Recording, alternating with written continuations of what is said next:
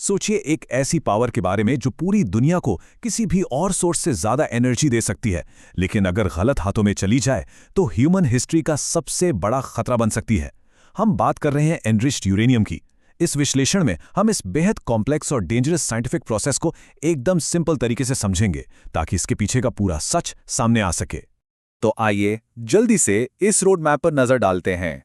हम शुरू करेंगे द ग्लोबल स्टेक से, फिर the isotope divide, the transformation, the centrifuge cascade, the danger scale और आखिर में द अल्टीमेट चॉइस। पहला हिस्सा, द ग्लोबल स्टेक्स। आखिर पूरी दुनिया का फोकस इस एक चीज पर क्यों है? इंटरनेशनल न्यूज़ में अक्सर सुनने को मिलता है कि फला देश यूरेनियम एनरिच कर रहा है या कहीं नया न्यूक्लियर प्रोग्राम शुरू हो रहा है। पर एक बेसिक सवाल जो दिमाग में ज़रूर आता है वो ये कि ये एनरिच यूरेनियम आखिर बनता कैसे है? इसके पीछे की वो कौन सी साइंटिफिक मैकेनिक्स हैं जो आज भी ज़्यादातर लोगों के लिए एक मिस्ट्री बनी हुई हैं? आइए इस राज को खोलते हैं। सबसे पहले बेस सेट करते हैं। यूरेनियम असल में एक heavy silver grey radio active metal है जो हमारी जमीन के अंदर नेचुरली पाया जाता है।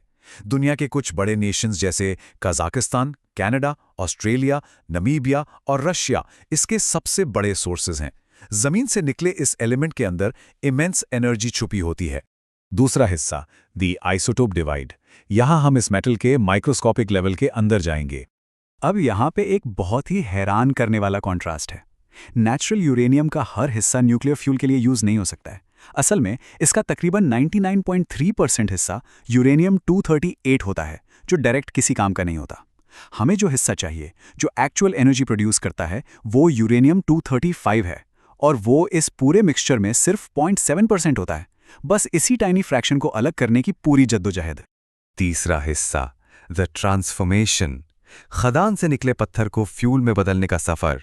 ये प्रोसेस किसी जादू से कम नहीं है। खदान से निकले यूरेनियम ओर को पहले बुरी तरह क्रश करके एक फाइन पाउडर बनाया जाता है, फिर केमिकली रिफाइन करके एक सॉलिड फॉर्म बनता है जिसे येलो केक कहते हैं। पर कहानी यहां खत्म नहीं होती।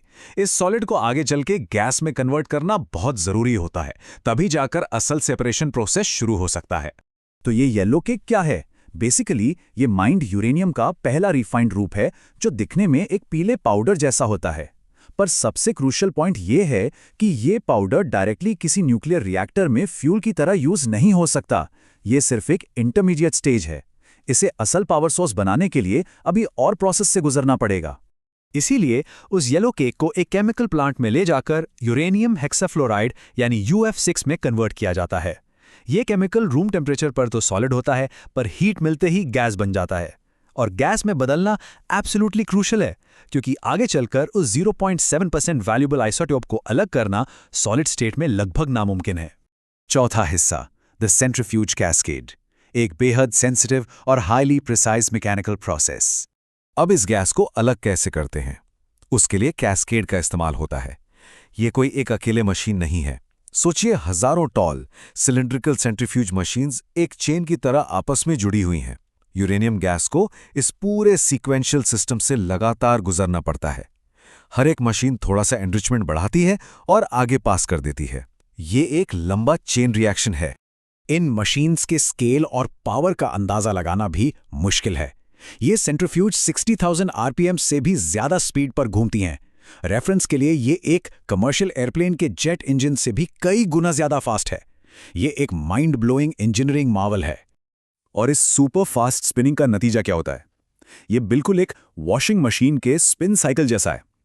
इतनी एक्सट्रीम सेंट्रीफ्यूगल फोर्स की वजह से जो भारी और बेकार यूरेनियम 238 है, वो बाहरी दीवारों की तरफ धकेल दिया जाता है, और जो हल्का बेहद वैल्यूएबल यूरेनियम 235 है, वो मशीन के बिल्कुल सेंटर में जमा हो जाता है। वहां से उसे कलेक्ट करके अगले सेंट्रीफ्यूज में भेज दिया जाता है। पांचवा हिस्सा, द डेंजर स्केल। एक ही साइंस, पर उसके अलग अलग लेवल कितने खतरनाक हो सकते हैं। इस एस्केलेटिंग रिस्क को क्लियरली समझना बहुत जरूरी है। अगर वही कैस्केड प्रोसेस सिर्फ 3 से 5% तक एनरिचमेंट करता है, तो उससे कमर्शियल न्यूक्लियर पावर प्लांट्स चलते हैं और लाखों घरों को रोशनी मिलती है। 20% तक जाए तो मेडिकल और साइंटिफिक रिसर्च रिएक्टर्स चलते हैं। लेकिन अगर ये प्रोसेस 90% को क्रॉस कर जाए तो ये सीधा वेपन्स ग्रेड यूरेनियम बन जाता है, यानी तबाही मचाने वाला न्यूक्लियर बॉम्ब। यही वजह है कि जब ग्लोबल वॉचडॉग्स किसी फैसिलिटी को 60% एनरिचमेंट लेवल तक पहुंचते हुए देखते हैं तो इमीडिएट सिक्योरिटी अलर्ट्स ट्रिगर हो जाते हैं। सवाल उठता है 60% पर पैनिक क्यों? क्योंकि साइंटिफिक और मैथमेटिकल टर्म्स में 60% से 90% तक का वेपन्स ग्रेड जंप बहुत ही ज्यादा छोटा और फास्ट होता है। ये एक मैसिव रेड फ्लैग है। छठा और आखिरी हिस्सा, द अल्टीमेट चॉइस, ह्यूमैनिटी के सामने सबसे बड़ा डिसीजन। अगर इस टेक्निकल प्रोसेस को सही से कंट्रोल ना किया जाए तो नतीजे खौफनाक हो सकते हैं। जरा सी चूक से डेडली रेडिएशन लीक्स हो सकती हैं, पूरा का पूरा न्यूक्लियर रिएक्टर फेल हो सकता है, और सबसे डरावना रिस्क मास डिस्ट्रक्शन वाले वेपन्स का बनना। इन्हीं रिस्क की वजह से ये अर्थ पर सबसे ज्यादा हेविली गार्डेड और स्ट्रिक्टली मॉनिटर्ड साइंस मानी जाती है। इलेक्ट्रिसिटी देने वाले एक रिएक्टर और एक पूरे शहर को मिटा देने वाले वेपन के बीच की लाइन बहुत बहुत पतली है। इसलिए IAEA यानी इंटरनेशनल एटॉमिक एनर्जी एजेंसी हर वक्त ग्लोबल न्यूक्लियर फैसिलिटीज पर कड़ी नजर रखती है।